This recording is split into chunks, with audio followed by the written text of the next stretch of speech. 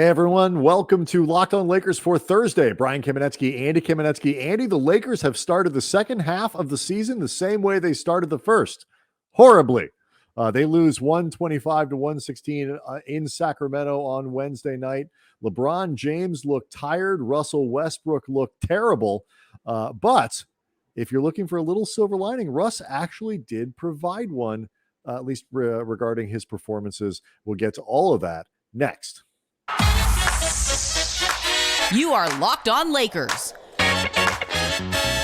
your daily Los Angeles Lakers podcast. Part of the Locked On Podcast Network, your team every day.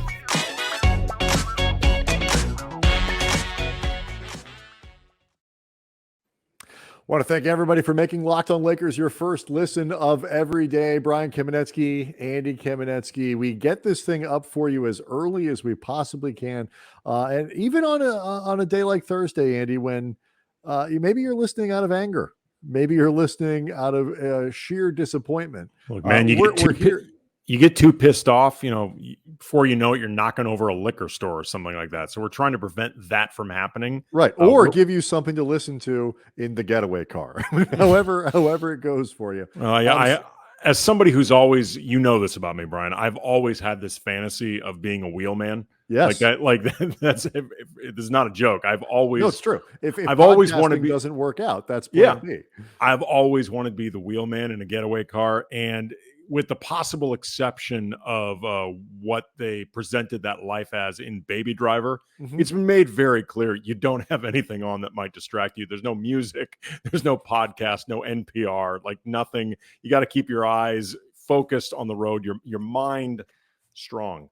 Yeah, I would like to be an art thief. I feel like that would be kind of That's cool. Up there for me too. I would love to be an art thief. Anyway, what, though? I don't think either one of us is quite suave enough to be an art thief. I don't know enough about art. I'd be stealing. You watch the Thomas Crown Affair, you really realize that's a lifestyle for the very suave, the exceptionally handsome. Basically, I was about to say I don't consider myself an ugly person. I'm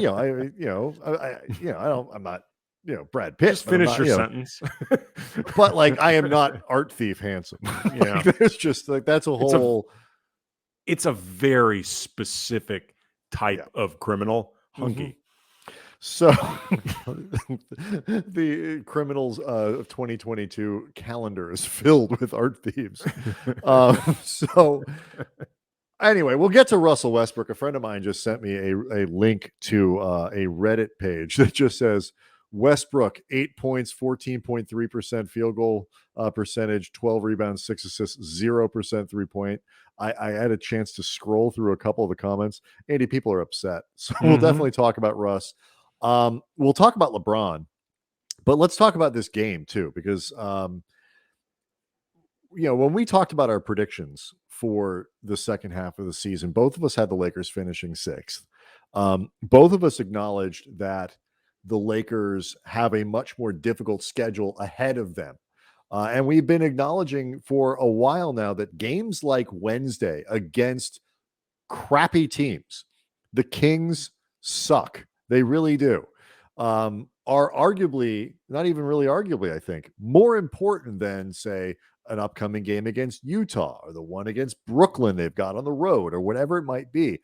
These are the games that they cannot afford to lose. And so in some ways, I think this to me was, at the risk of recency bias, the worst, most disappointing loss of the year among many candidates.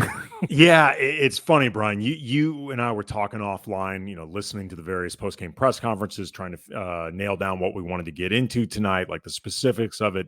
And you mentioned that. And my response was basically, I don't know off the top of my head if I can make that definitive of a statement, but I'm not going to argue with you either.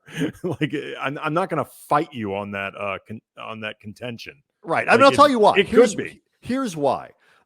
First of all, they got off to a tremendously good start. I mean, I was watching this game actually while my son was at soccer practice. I had it on my phone. I was watching. They look good. They're moving well defensively. The offense is kind of clicking and humming, and the ball movement is good. THT not forcing the ball. Reeves making everything looked really good, and they looked like they were in position to take care of this game.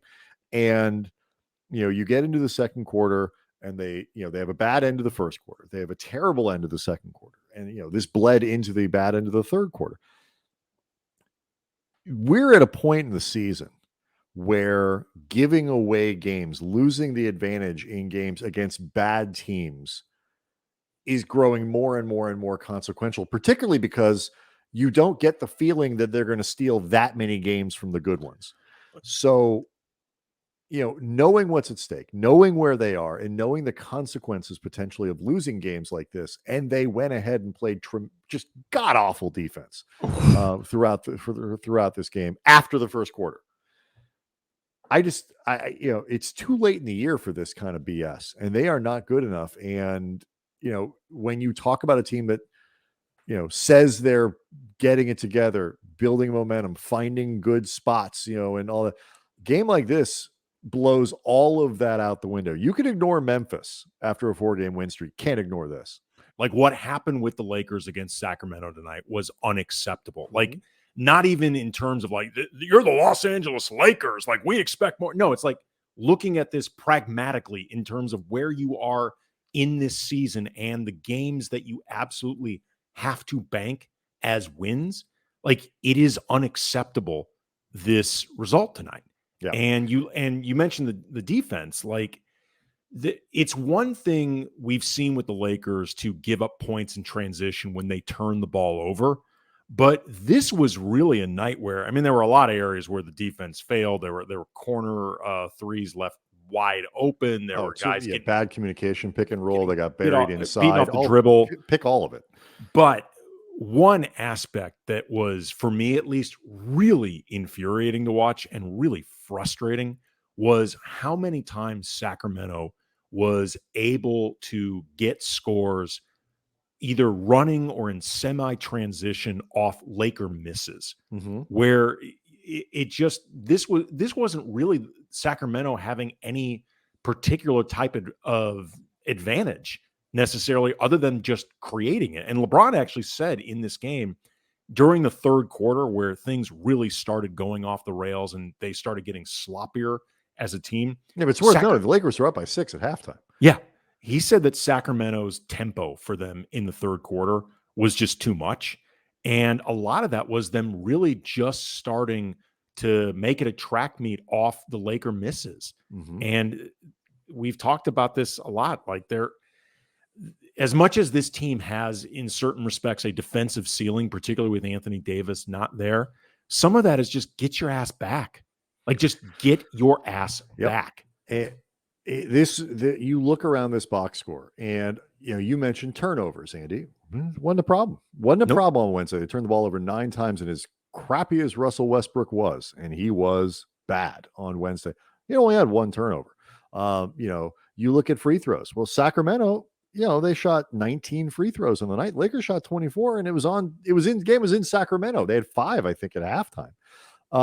You look at offensive rebounds. Well, that wasn't a huge problem.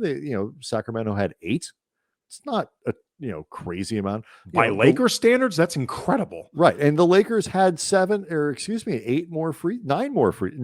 more field goal attempts than Sacramento did. It's like there isn't anything about the way that the game broke where you can point to one thing. What you can point to is 55% from Sacramento for this. They didn't need extra shots. They didn't need all this stuff because they made all of them.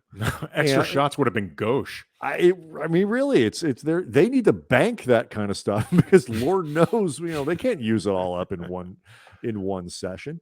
And so, and we'll get to LeBron here in a second because there were some distressing things out of LeBron for a guy who had 34 points, 7 rebounds, and 6 assists on the night. Nothing he did wrong, but we're reading the tea leaves here. A little bit he did wrong, but there could be extenuating circumstances. Right. It's the extenuating circumstances, which we'll get to. When you talk about the Lakers hopefully finishing in the top 6, we both had them at 6 in our predictions. It's predicated on winning games like this because they're currently 8th. And if it's like they're going to make a playoff game in one form or another. Portland is 10th right now at and the Lakers are 4 games in front of them. The Blazers just lost Damian Lillard for another 6 weeks. They're not very good. The Kings aren't very good. Like there's nobody chasing them for that 10th spot. They're going to make a playoff game. But if you care about them not being in the play-in, you just can't lose these types of games. They are enormously consequential. Going forward. And again, the schedule just gets much more difficult over these last now 40 games of the season. They're going to get even more difficult, Andy, if LeBron James just keels over from exhaustion. And it looked like he might do that on Wednesday. Let's talk about LeBron and fatigue next. Locked On Lakers brought to you by Prize Picks. Laker fans, you've been hearing me talk about Prize Picks for months. Have you signed up yet? No? Well, you should, because Prize Picks is daily fantasy made easy. If you've not checked this out yet, you are missing out. You're going to love this app for NBA and mixed sport pick'ems. Prize Picks has the best NBA DFS prop game on the market. Prize Picks offers more NBA props than any other DFS prop operator and offers all the superstar players as well as bench players only recording a handful of minutes each game. Prize Picks offers mixed sports entries. Like, for example, you could take the over on LeBron James points combined with the under on Kyler Murray completions. Just mix it up, have fun, make it weird, whatever. Use the award-winning app on both the App Store or Google Play. Entries can be made in 60 seconds or less. It's that easy. And Prize Picks is safe. They offer fast withdrawals. So go to prizepicks.com today. Use the promo code NBA or go to the App Store, download the app. Prize Picks is daily fantasy made easy. Again, if you are not playing Prize Picks, you don't know what you're missing. All right, Andy. So LeBron, the stat line is not in and of itself alarming. 34 points, 13 of 29, not hyper efficient, but not terrible. 6 rebounds, 7 assists. I'm sorry, 7 rebounds, 6 assists. He had a block shot. When you watched him play, though, and he was phenomenal early in this game, got the Lakers off to a really good start, as he has been doing to try to keep them from having to play from behind, which was a problem over the first, especially the first 15, 20, 25 games of the year. The second half of the game on Wednesday was the first time to me in this stretch where LeBron has been, turned back the clock to Miami LeBron, where he looked physically too tired to do it, too tired to carry the team on both ends of the floor. Yeah. As he has been sort of doing over the last, 10 games or whatever it is. He looked gassed. And if LeBron is gassed, the Lakers have a serious problem. Yeah, I mean, there were a few areas where it was really telling to me. He took 12 threes in this game, and it's not because these were all heat checks. He was 3 of 12 from behind the arc, and I would say somewhere between half to 75% of these threes felt like really settled. Like he was just getting to his spot immediately, wasn't making much of an effort to try to beat somebody off the dribble, try to even try to dribble a little bit and create a step back, anything like this. It just really was get himself to the 3-point line, put up a shot. He got to the line 10 times, which would seem like not an issue, except he missed 5 of them. Yeah. And, like you mentioned, the defense, LeBron was as guilty in this game as everybody else when it came to that. I actually asked Frank Vogel about this after the game, just given everything that LeBron has been asked to do over the stretch, how much he's concerned about fatigue as an issue. And, Vogel was very diplomatic about it and talked about how this is an ongoing conversation between him and LeBron and training staff, coaching staff.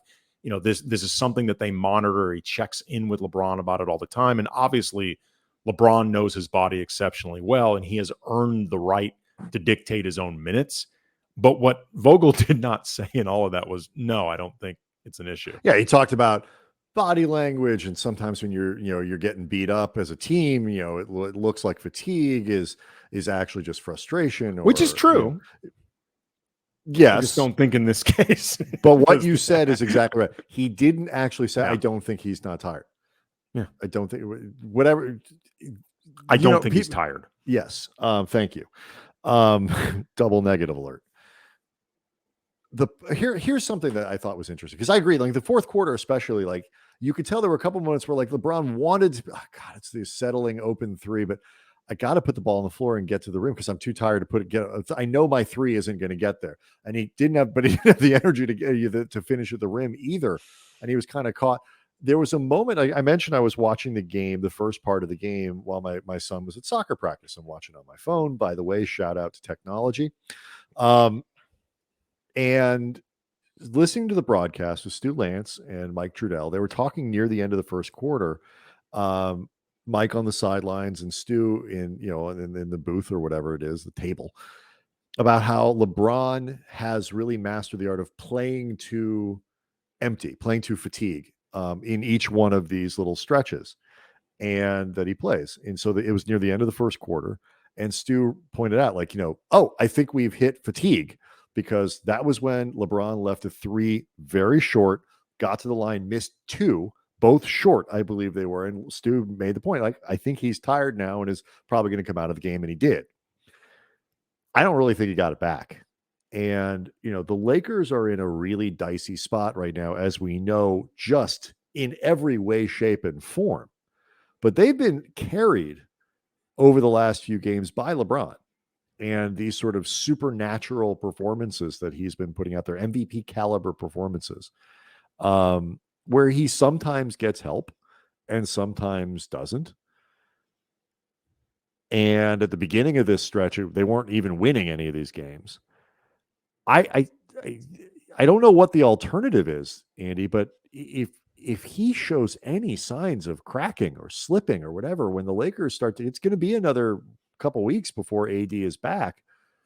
I don't know what they do, because the games get harder, and it's not like they got like a great backup plan if LeBron can't be an MVP guy. I don't know.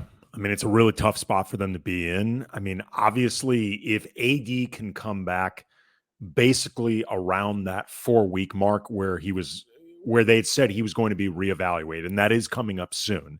Mm-hmm. And let's just say that Anthony Davis comes back uncharacteristically early from this. Maybe you give LeBron a night off, something like that against a team that you think Russ Friday, January 21st against Orlando. Yeah. I mean, something like that. I mean, where just Russ plus AD plus the other guys should be enough to get it done. Or maybe pick. They got a back-to-back, the 27th and 28th at Philly, at Charlotte. Pick one of those. Sit them something down. Like another that. Back-to-back, February 2nd and 3rd. Yeah, I mean, if there are back-to-backs where one team looks more beatable than the other, have him sit during the beatable one. I don't know. I mean, LeBron is not one to do this voluntarily. No. So it's either going to take a lot of really good persuasion from Frank Vogel, the staff, maybe Rob Pelinka, or it's just going to be LeBron recognizing, like, look, even I occasionally need to sit. It goes against my aesthetics and my ethos and whatever. But it's funny, like you had an interesting tweet in reaction to LeBron talking about this, that basically he's been accustomed to carrying a heavy workload. Right. He played 40 minutes tonight. I believe he's fourth in the league right now in minutes per game. Yeah, I'm not surprised. I mean, during this stretch without AD, he's playing a lot. And he said something along the lines of he's been accustomed to this for like 20 years. To which you responded, I think rightly. Yeah, I mean, I said, I tweeted out, like, the fact that he has been accustomed to this kind of workload for 20 years is precisely the reason you would be concerned about it, because that's a lot. That's a lot. I mean, you made look. I mean, the Lakers got great performances tonight from Malik Monk. He 22 points, 7 rebounds, 3 assists, 2 block shots. Like, it's he had a bad game against Memphis. Joined the club. But like, he was my X factor for the second half of the season. Like, if this trend continues, and Malik Monk is just a legit offensive force for the Lakers, playing now, I think, increasingly more competent defense, more consistent defense. Austin Reeves had his consecutive high point games for his career. He was 7 of 10 from the floor. He had 3 rebounds, 19 points. But more importantly, Andy, I think he drew like 3 or 4 offensive fouls, against him.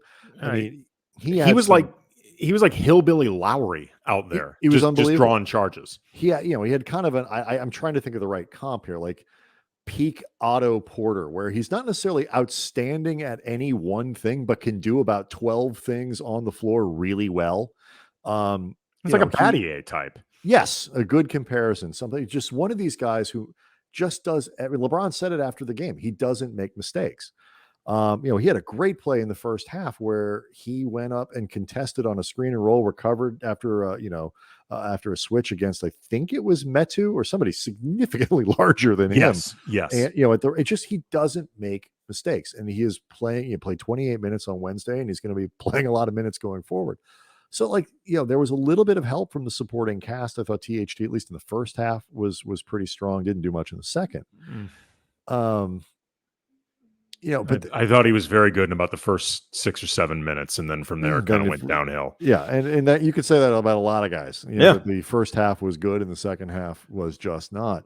But ultimately, Andy, this gets to Russ, and we've been there are other things we can talk about. We'll maybe talk about Dwight tomorrow or Stanley Johnson or some of the other things they've got to figure out.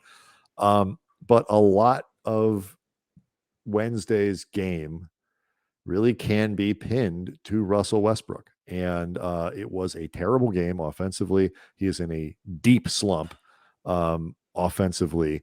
And so there's a lot of bad, but there was at least one silver lining that came out of Wednesday's game. We'll talk about all of that stuff next.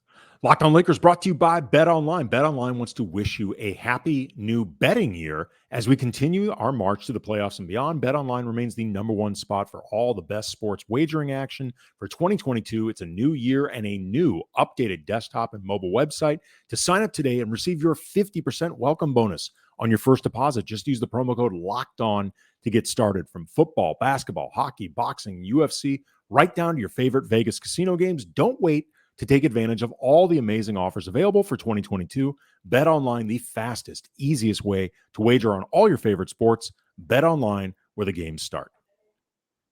Really quick, Brian, before we get to Russ, just wanted to make sure that we noted for everybody listening, because we didn't at the top of the show, Carmelo Anthony missed the game tonight due to lower back tightness. He was considered like a true game time decision and ultimately didn't play. Hopefully the fact that he was a game time decision means that come Saturday against Denver, where he'll be available. they're going to need him, but it's something to keep your eyes on, and we'll obviously give updates if we have them. Yeah, I mean, look, the Lakers are at all hands on deck, and it does leave, Andy, Russell Westbrook is the only Laker who is capable this year of playing all 82 games. That is not intended as a threat. God, I feel like such a jerk even going there, because it's something that you should be celebrating Russ for doing.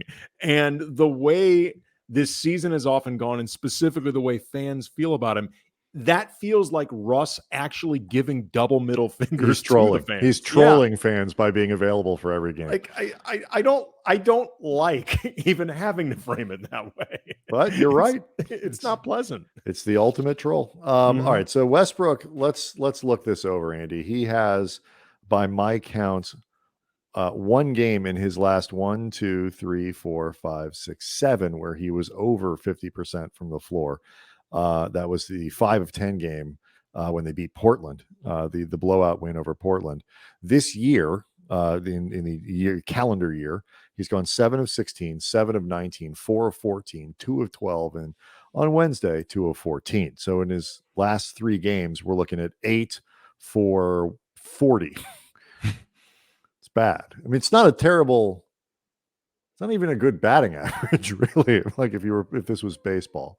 And so, it has gone south for Russ from a shooting standpoint. I mean, I don't know what your least favorite sequence was in Wednesday's loss. Mine was at the end of the third quarter when Russ, I guess, sort of understandably takes the 2-for-1 pull up 3, but then kind of poses there. Like, is it going to go in? Meanwhile, I believe it was Barnes or someone leaked out, or his Buddy Hield leaks out.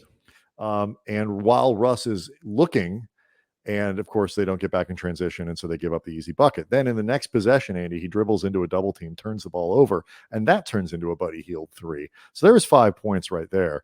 That was my least favorite. Others, though, might point to that 3-pointer he took with 1 minute left in the shot, 1 minute left on the clock, and the Lakers, I think, only down by 4 at that point.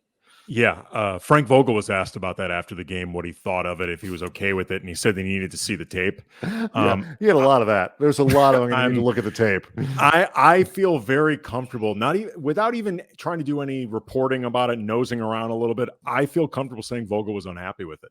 I don't think he liked that possession at all. As I tweeted out during the game at Cam Brothers, this game could have gotten Russell Westbrook a statue in Sacramento.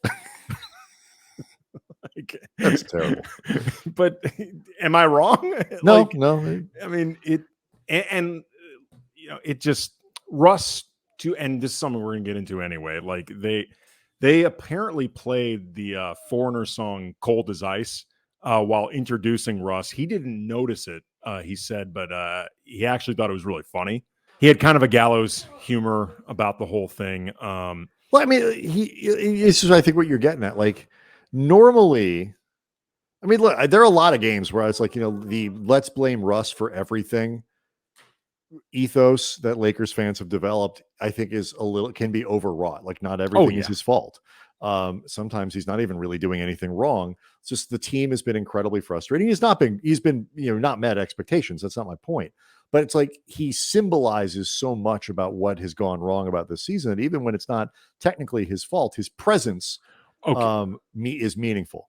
But it's funny you say that. A couple weeks ago, I was co-hosting 710 ESPN Radio with former Super Bowl Ram champion DeMarco Farr, and we got a call. And I listened back to this and transcribed it because it was so perfect from a Laker fan about Russ.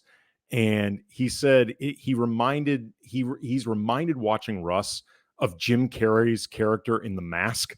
And he said he acts good, but then the mask comes on, like when he's going for the layup, and then the mask comes on and he wants it so bad, and all of a sudden some kind of mental thing in his head is tricking him from everything he wants to succeed at because he's working hard, he's giving it his all.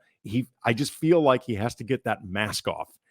That is perfect, Brian, because pretty good pull. Okay, it's great because beyond that, Russell Westbrook also, he's a whirling dervish. He is very loud on the court. He's a very flashy, colorful dresser, like the mask. Do you remember, Brian, one of the mask's catchphrases? There's a lot I don't. Somebody stop me! Yeah. And that's the way Laker fans. Well, you were ready to go tonight. I was. I was reminded of this. With Russ, there's so much dread in a lot of ways watching him play that has really seeped in. Yes. For fans. And look, I mean, for all of what I was just talking about before, like there are nights when it's like, it's not Russ's. This was not one of those. It was a lot of this was Russ's fault. He sucked, genuinely sucked. But I will say, before we go, if you're looking for a silver lining, most nights when Russ doesn't play well, and there have been a few, he shows up to the post-game media. To his credit, will always speak. Or at least show up. I was going to say. He'll show up. Yes. Usually he's looking at his phone. He'll sit at that table. He'll sit at the table, but he's looking at his phone. He's dismissive of reporters. He doesn't answer. And he doesn't take a whole lot of account. It's very defensive. It's, look, you're looking at the box score, but I do 10 other. You don't know basketball. I'm doing 10 other things, blah, blah, blah. And we've seen it. Wednesday night, he was both conversational with people who asking him questions, acknowledging the fact that he's playing terribly, in a slump, can't hit a bleeping shot, as he said, but also kind of accountable and all of that. And I joked before he came out, I was like, do you think Russ is going to talk? If he does, I expect him to have at least 3 cell phones and wearing one of those Oculus, VR, machines. He didn't do that. His mood was better. His accountability was higher. Yes. And I think that's a good sign. I don't know what it means if he's going to start playing better, if he can play a good game on Saturday, but it's better than the alternative. Absolutely. I mean, I've talked a lot over the last few weeks during shows about how Russ's overarching mood is something that concerns me. I think he's been growing very frustrated and unhappy with his role, the way he's being used. I think he doesn't feel that he is being used correctly, or to the best of sort of his powers on the court. You can agree, disagree with it, whatever. It doesn't really matter in certain respects. What matters is how he feels about this. And I'll say, I was texting back and forth before the game with somebody else who covers the Lakers. And this person had the exact same reaction I've been having over the last few weeks. Particularly, remember the last Russ press conference when Dave McMenamin tried to ask him that question, comparing him, really trying to get a comparison to him and Ja Morant, get him to just talk about Ja. And Dave started the question with, as a point guard. And Russ laughed in a way that made me think the reaction was, I'm not even being used as a point guard. This person that I was talking with had the exact same interpretation of it. It's interesting. So I think this is very good. I think it's actually, I don't, like you, Brian, I don't know what it means in terms of on the court moving forward, but in terms of just being concerned about Russ kind of going to a dark place, I was very encouraged by this. Yeah, and I don't mean to say that, to use this as a thing, like it was Russ was terrible. He has been terrible for the last, that upward peak that, movement that he was making for a few weeks, where he really was one of the better players on the team, has stalled in a big way, and he's regressed. But that is more important, like his actual on-court performance, which has been terrible of late. But this is one less thing, and in a season where a lot of the bad stuff is piling up, this would have been an even worse thing. We'll talk more about it. I got a lot of texts today about what to do. Like, is he playable? Can you put him on the bench and all this? So maybe this is something we can talk about for Friday's show, heading into an important game against Denver. But Lakers got a lot on their plate, and this was one of the worst losses of the season. So anything that even seems kind of positive to come out of it is worth noting. That said, God, that was a terrible game. Oh my God, they should be ashamed of themselves. As Mom would say, disgusting. All right, so we'll be back on Friday. Get you ready for Saturday's game and the big game on Monday, Martin Luther King Jr. Day. Always a big day in the NBA. I want to thank everybody for making Locked On Lakers your first listen of every day. Remember to subscribe to Locked On Lakers on YouTube. We'll see everybody Friday.